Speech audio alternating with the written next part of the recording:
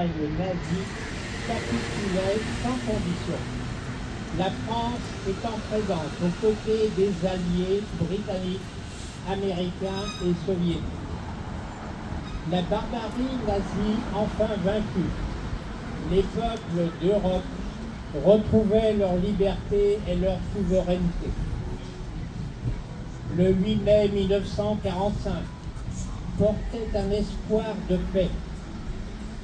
Or, nous assistons aujourd'hui à la banalisation d'idées qui nous ont amenés aux abominations de la Deuxième Guerre mondiale, au mépris des enseignements du passé, fanatisme religieux, terrorisme, réveil des nationalismes, retour des empires et retour de la guerre aux quatre coins du monde nous rappellent que la paix et la liberté ne sont jamais définitivement acquises.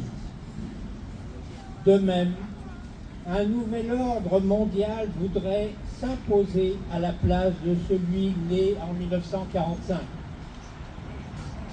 À l'occasion du 50e anniversaire de la disparition de René Cassin, prix Nobel de la paix et un des pères fondateurs de la Déclaration universelle des droits de l'homme, approprions-nous sa pensée.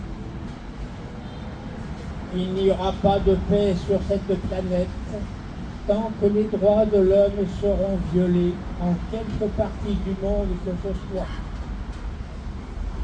La paix est en danger.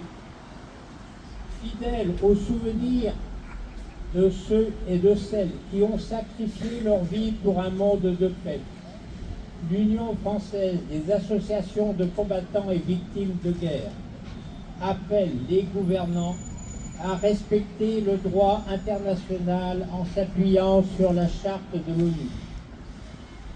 Elle appelle aussi tous nos citoyens et concitoyens à poursuivre le combat en faveur de la solidarité et de la paix, en combattant tous les fanatismes qui menacent la paix, la sécurité des peuples et les droits fondamentaux des hommes. Vive la République, vive la France.